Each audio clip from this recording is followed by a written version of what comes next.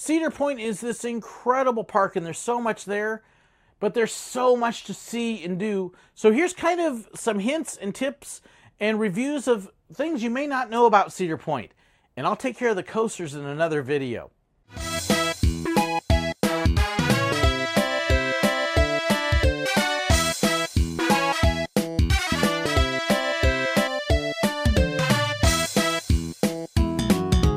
If you're into roller coasters, theme parks, or anything at all along that lines, then Cedar Point up in Sandusky, Ohio is probably the ultimate place to visit.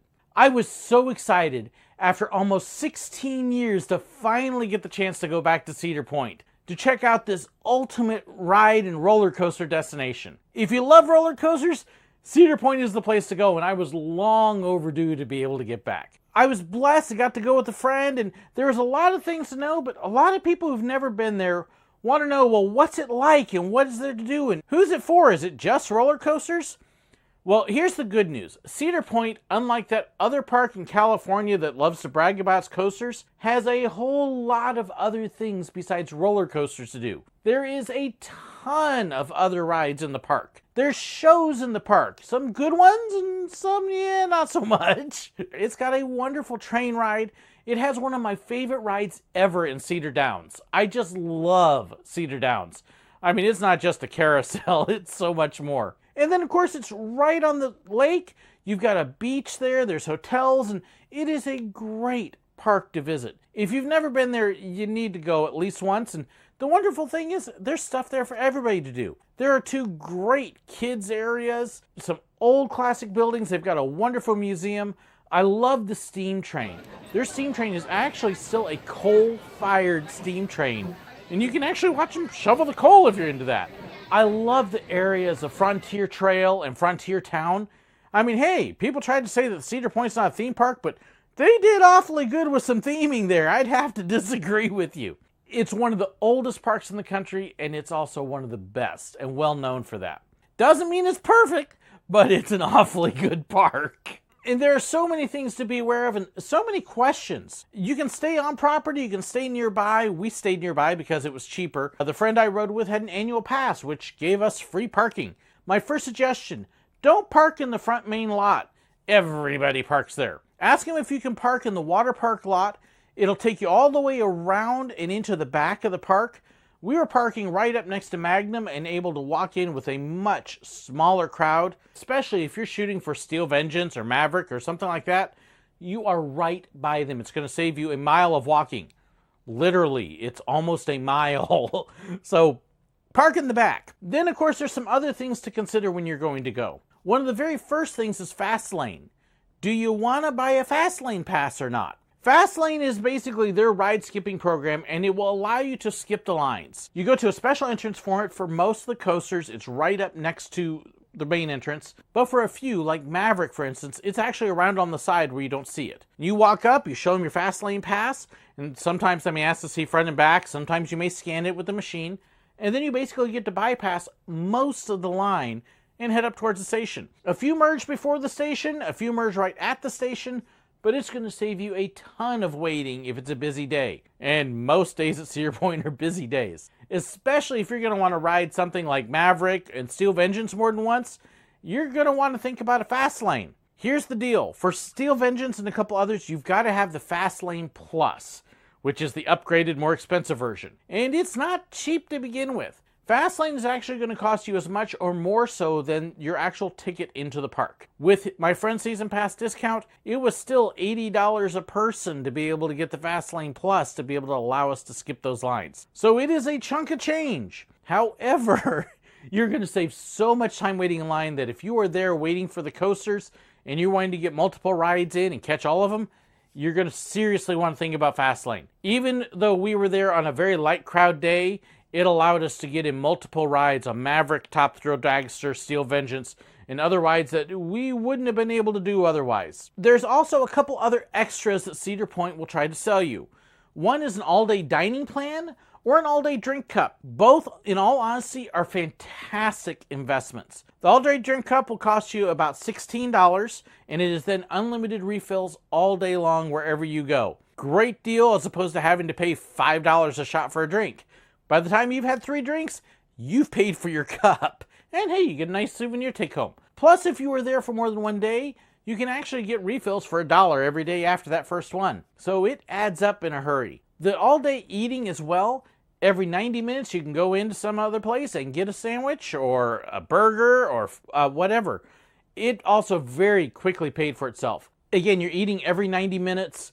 If you went to Subway, it gave you a 6-inch sandwich and a couple cookies. If you went to Chick-fil-A, it gave you the standard Chick-fil-A meal with fries and a drink. That was the only place that gave you a drink with it. It was a good meal. We had burgers, cheese on a stick is included, and so much more. So if you're going to be at the park all day, definitely think about getting that. The other thing to think about is buying their version of the Photopass. It's an all-day ride pass. You can buy it for 1 day, you can buy it for 2 days, or you can buy it for all year. I spent $40 or so and got the 2-day ride pass, and it very quickly added up. When you consider the pictures are usually $10 to $15 a shot, if you get 3 or 4 decent pictures, hey, you've paid for that. When you buy the pass, when you bring your certificate up to the counter, they will ask for your email address and they will give you a lanyard that has a little card in it. That card's got your scan bar on it.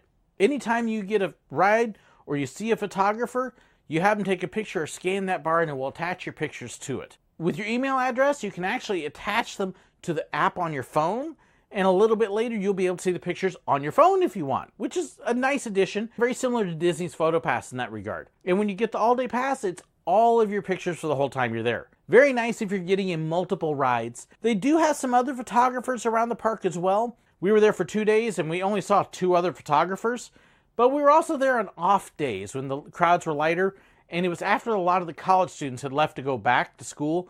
So I think they were probably short-staffed and not having everybody out because they didn't need them. So there probably is more photographers other times, but not when we were there. Even so, I ended up with almost 40 pictures over the course of 2 days, which is pretty good. The pictures generally were not bad.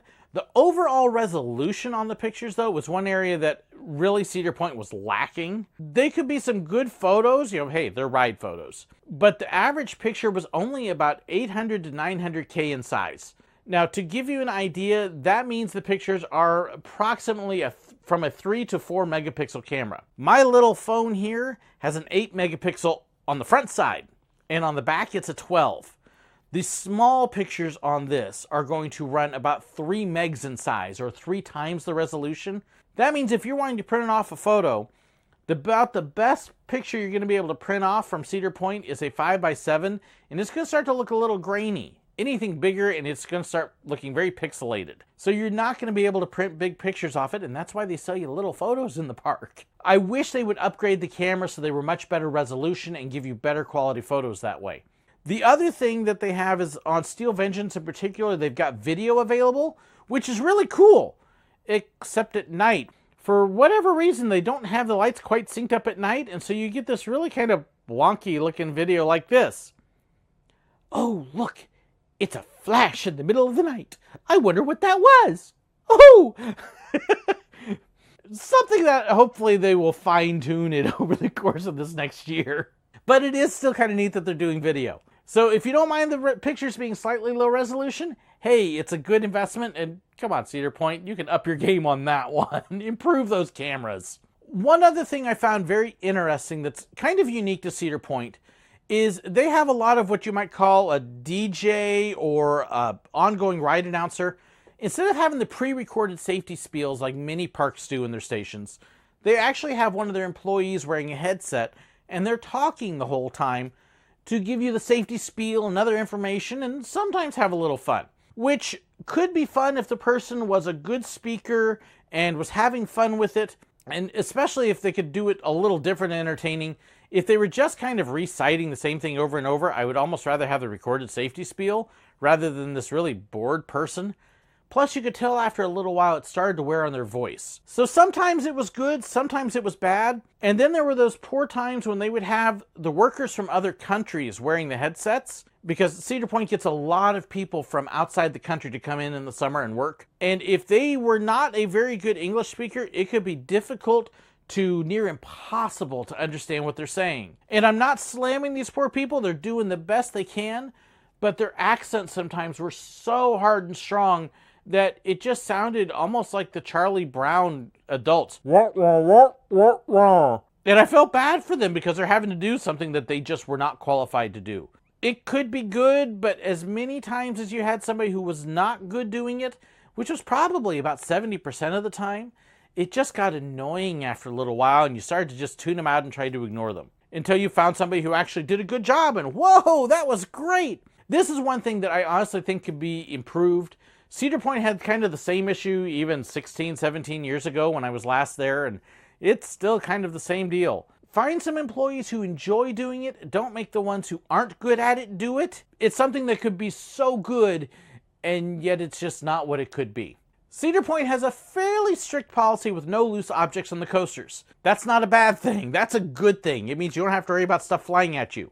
And in fact, some coasters, like Steel Vengeance, you're not even supposed to have your cell phone in the queue with you. You're supposed to leave it in the locker. Obey the rules, people. Cedar Point is really good in that they have lockers outside the entrance to almost every major coaster, and a few of the other rides as well.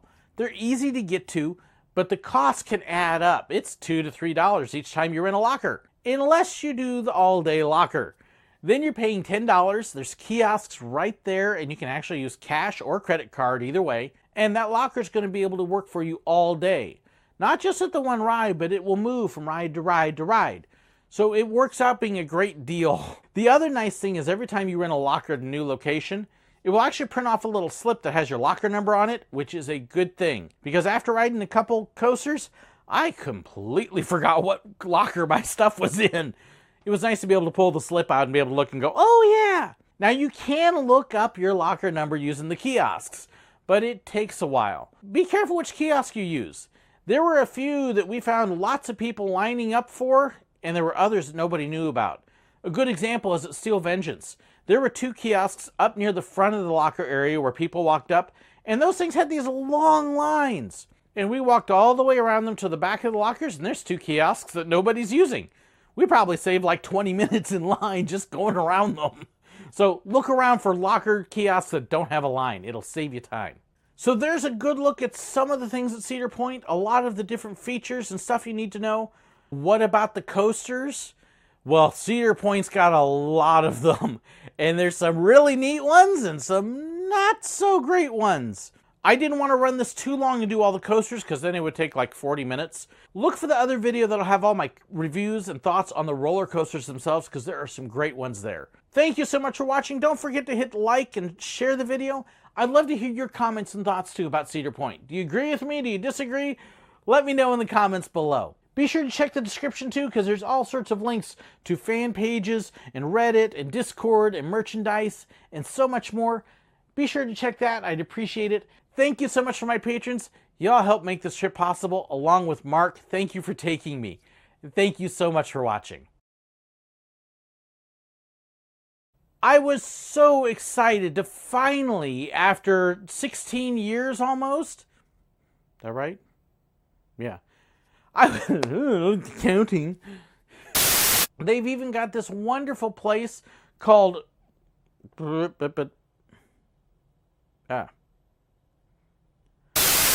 I love the theme. Get standing upright. I'm crooked. The other thing to think about is buying their picture of the Photopass. Buying their picture of it. You can then actually give them your...